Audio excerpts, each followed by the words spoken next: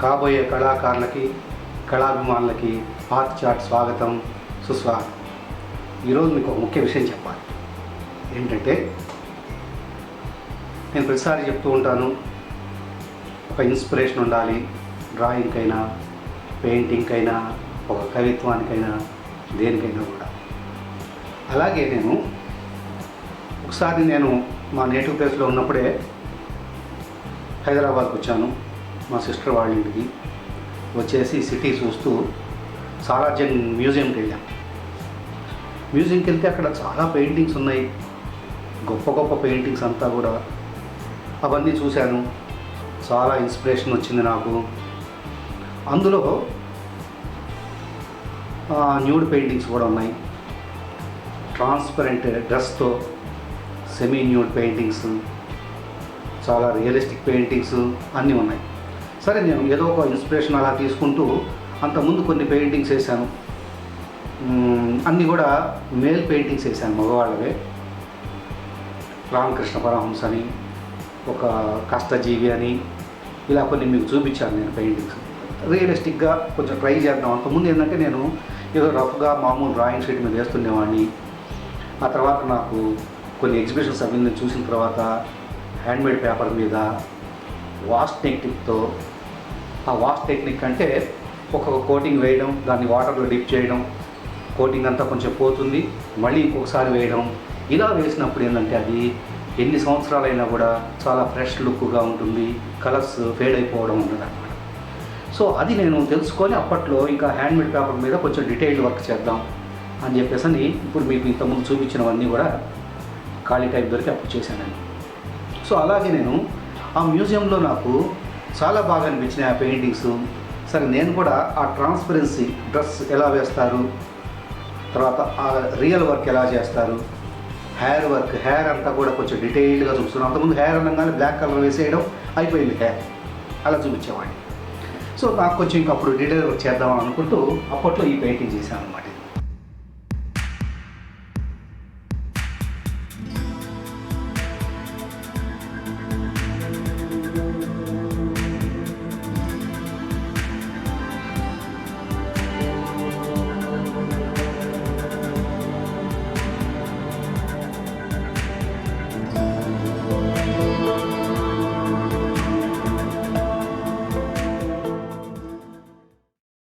ఇది handmade paper మీదనే wash టెక్నిక్తో చేశాను నేను.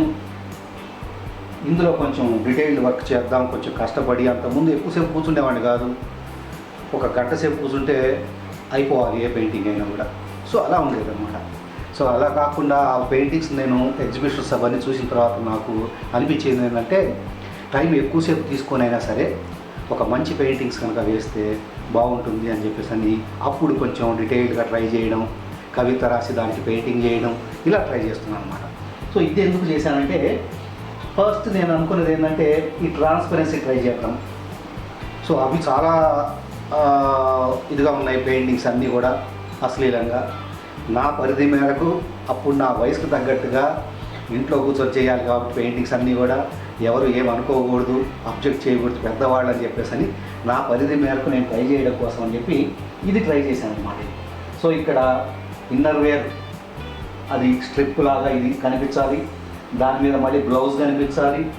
ఆ బ్లౌజ్కున్న స్టిచ్చింగ్స్ కూడా వేసాను ఇక్కడ. ఆ స్టిచ్చింగ్స్ కూడా కనిపించడం కోసం ఆ స్టిచ్చింగ్స్ వేసాను. దాని మీద నుంచి హాఫ్ శారీ, ఇది కూడా ట్రాన్స్పరెంట్గా వేయడం కోసం అని చెప్పేసి అది ట్రై చేశాను. ఇలా ఇక్కడ జరీ ఇదంతా ఉన్నట్టుగా ఇక్కడ నుంచి ట్రాన్స్పరెంట్గా. అలాగే ఇక్కడ హెయిర్ కూడా, హెయిర్కి అంతకుముందు అంత నేను ఎక్కువ టైం స్పెండ్ చేసేవాడిని కాదనమాట. బ్లాక్ వేసేసి ఫిల్ చేసేస్తే అయిపోయింది. ఇక్కడ నేను హెయిర్ డీటెయిల్స్ కూడా తీసుకొచ్చాను చాలా. ఆ హెయిర్ ఎఫెక్ట్, ఆ హెయిర్ మీద లైటింగ్ ఉన్నట్టుగా ఈ హెయిర్ కోసం కూడా చాలా టైం స్పెండ్ చేశాను అనమాట, ఆ డీటెయిల్డ్ వర్క్ చేయడం కోసం.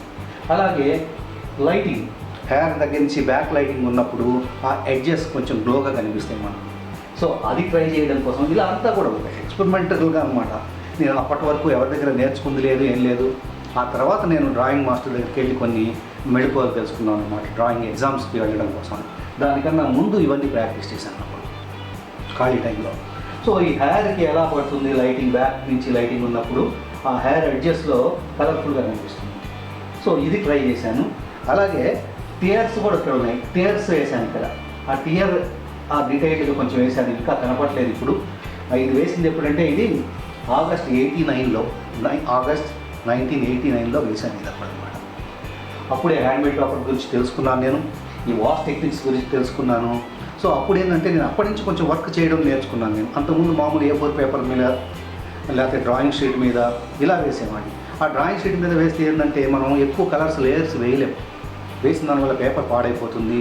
ఆ తర్వాత ఈ హ్యాండ్మేడ్ పేపర్ మీద గురించి తెలుసుకున్న తర్వాత దీని మీద 10 times 10 లేయర్స్ వేసినా మళ్ళీ వాటర్లో డిప్ చేసేస్తే ఆ లేయర్ ఫిక్స్ అయిపోతుంది, మళ్ళీ ఇంకోసారి వేస్తే మళ్ళీ ఆ లేయర్ ఫిక్స్ అయిపోతుంది. ఇలా వేయబట్టి నేను అప్పట్లో 30 years బ్యాక్ వేసిన పెయింటింగ్స్ కూడా ఇప్పటికి కూడా ఫ్రెష్ లుక్లో ఉన్నాయి, ఫేడ్ కాలేదు అనమాట. సో ఇలాంటి టెక్నిక్ నేను ఉపయోగించి చేయడం కోసం ఆ డీటెయిల్డ్ వర్క్ కొంచెం లైటింగ్ పడ్డట్టుగా ఎఫెక్ట్ కోసం ట్రై చేశాను. హెయిర్ ట్రై చేశాను, ఐబాల్లో కూడా కొంచెం డీటెయిల్డ్ వర్క్ చేశాను, హైలైట్స్ ఇవన్నీ కూడా, ఐబ్రోస్ ఇట్లా. తర్వాత ఈ బొట్టుకి థిక్నెస్ కూడా మళ్ళీ 1 side షేడింగ్ ఇచ్చేసి థిక్నెస్. ఇంకోటి నాకు ఎగ్జిబిషన్లో బాగా అప్పుడు సాలార్జంగ్ మ్యూజియంలో అట్రాక్ట్ అయింది ఏంటంటే ఒక పెయింటింగ్ ఉంది, ఒక పాప బెలూన్స్ ఊదుతూ ఉంటుంది, ఇలా వాటర్ బబుల్స్ ఊదే ఒక స్టిక్ పెట్టుకొని ఊదుతూ ఉంటే ఆ బెలూన్స్ పడ్డదనమాట. మిగతా అంతా డార్క్గా ఉంటుంది. ఆ బలూన్స్ నేను ఎంత అట్రాక్ట్ అయినానంటే ఎంత దూరం పోవడం మళ్ళీ వెనక్కి తిరిగి చూడడం, అది ఆ రియలిస్టిక్గా ఆ మంచి బ్రైట్ కలర్స్ వస్తాయి, magenta colour, light green, light blue colour, white shades ఇలా అనమాట. సో నేను దానికి బాగా అట్రాక్ట్ అయినాను. నేను ఆ బలూన్ వేయడం కూడా చాలా, వాటర్ బబుల్స్ వేయడం చాలా బాగుంటుంది, అది ఆ రిఫ్లెక్షన్ బాగుంటుంది అందులో, లైటింగ్ ఎఫెక్ట్ అని చెప్పేసి అని అది వేయడం కోసం ఇక్కడ ట్రై చేశాను. అది ఆ బలూన్ అన్నమాట, వాటర్ బబుల్స్.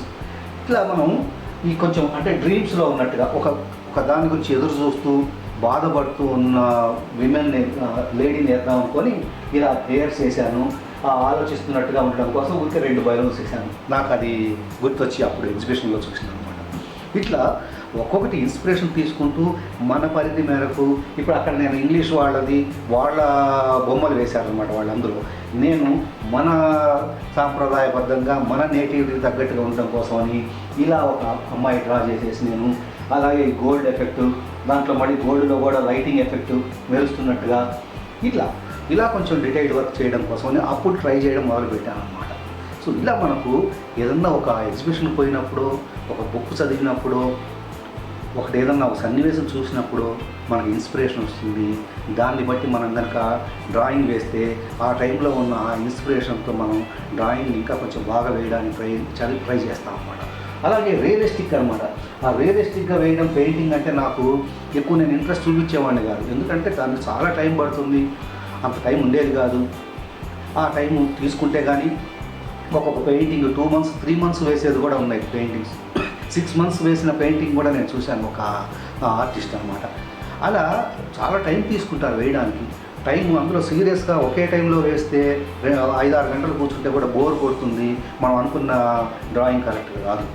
అందుకని ఏంటంటే కొంచెం టైం ఇంటర్వెల్స్ తీసుకుంటూ, టైం తీసుకున్న కొద్దీ మనం వేస్తున్నది ఎలా వేస్తున్నాం, ఇందులో ఏమైనా తప్పు ఉందా, ఇంకొంచెం ఇంప్రూవ్ చేయాలా, ఈ ఆలోచనలు మనకు వస్తాయి. అదే కంటిన్యూగా దాని మీద కనుక కూర్చుంటే మనం ఒకదానికి స్టిక్ ఆన్ అయిపోతాము, అంతవరకే చేయగలుగుతాం.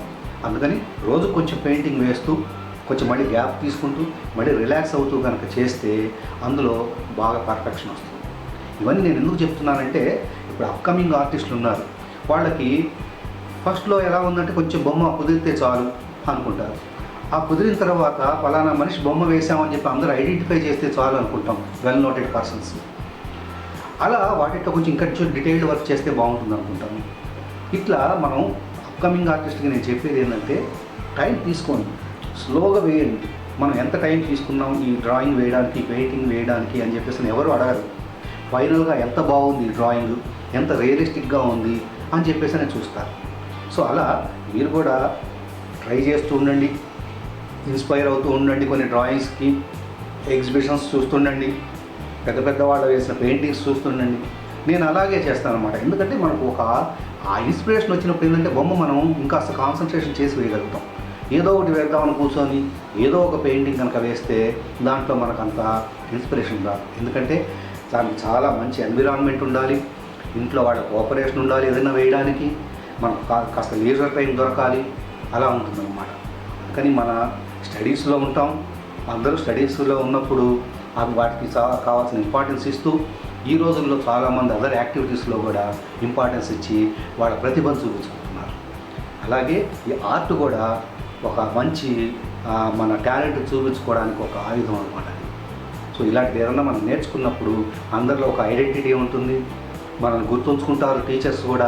ఈ అబ్బాయి బాగా బొమ్మలేస్తాడు కదా, ఈ అమ్మాయి బాగా పాట పాడుతుంది కదా, ఈ అబ్బాయి బాగా నాటకాలు వేస్తాడు కదా అని చెప్పేసి అని అదర్ యాక్టివిటీస్లో కూడా ఉన్నప్పుడు మనకు స్కూళ్ళల్లో కానీ కాలేజీలలో కానీ మనకు ఒక ఇంపార్టెన్స్ ఉంటుంది. అది స్కూలు కాలేజీ వరకే కాదు పరిమితం. ఇప్పుడు చేస్తున్న ఐటీ జాబ్స్లలో కూడా వాళ్ళకి రిలాక్స్ కోసం అని చెప్పి, రిఫ్రెష్మెంట్ కోసం అని చెప్పి ఎంటర్టైన్మెంట్ ప్రోగ్రాంలు ఉంటాయి, ఆర్ట్ కాంపిటీషన్స్ ఉంటాయి, సింగింగ్ ప్రోగ్రాంలు ఉంటాయి. ఇలా వాళ్ళకి రిఫ్రెష్ కావడం కోసం వీకెండ్స్లో కూడా కొన్ని ప్రోగ్రామ్స్ కూడా కండక్ట్ చేస్తూ ఉంటారు. ఇలాంటి మన యాక్టివిటీస్ని మనం చూపించుకోవడానికి కూడా అవకాశం ఉంటుంది. అలా ఆర్టిస్ట్ అంటే ఆర్టిస్ట్ ప్రొఫెషన్లోనే ఉండాల్సిన పని లేదు. మీరు ఏ ఫీల్డ్లో ఉన్నా కూడా ఆ ఫీల్డ్లో మీకు చిన్నప్పటి నుంచి కూడా టీచర్స్ రికగ్నేషన్ ఉంటుంది. అలాగే కాలేజీలలో కాలేజీ ప్రిన్సిపాల్ రికగ్నేషన్ ఉంటుంది మీకు ఫలానా ఒక ఏదైనా అదర్ యాక్టివిటీ ఉంటే. అలాగే మీరు చేస్తున్న ఉద్యోగంలో ఉన్నా కూడా మీకంటూ ఒక ప్రత్యేకమైన ఒక ఐడెంటిటీ ఉంటుంది. ఎందుకంటే అందరితో పాటు కాదు, మీకు ఒక ప్రత్యేకమైన ఒక కళ ఉంది కాబట్టి దాన్ని గుర్తిస్తారన్నమాట. అలా మీకు జీవితంలో ప్రతి ఒక్క స్టేజ్లో కూడా ఈ ఆర్ట్ అనేది ఉపయోగపడుతుంది. అలాగే మీరు ఉద్యోగం చేసిన నాడు చేయొచ్చు, తర్వాత రిటైర్ అయిన తర్వాత కూడా ఈ యాక్టివిటీస్ని మీరు కనుక ఇంప్లిమెంట్ చేసేసి మీరు డ్రాయింగ్స్, పెయింటింగ్స్ ఇవి వేస్తూ రిటైర్డ్ లైఫ్లో కూడా ఎంజాయ్ చేయడానికి అవకాశం ఉంటుంది.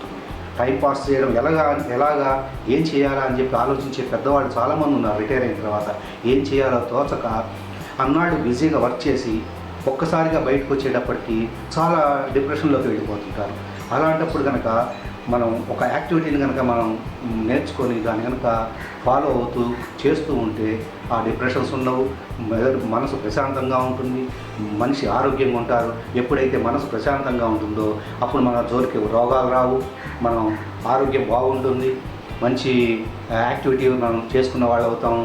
ఆ రిటైర్డ్ ఏజ్లో కూడా ఆ టైంలో కూడా మనం మన టైంని సద్వినియోగం చేసుకున్న వాళ్ళం అవుతాం.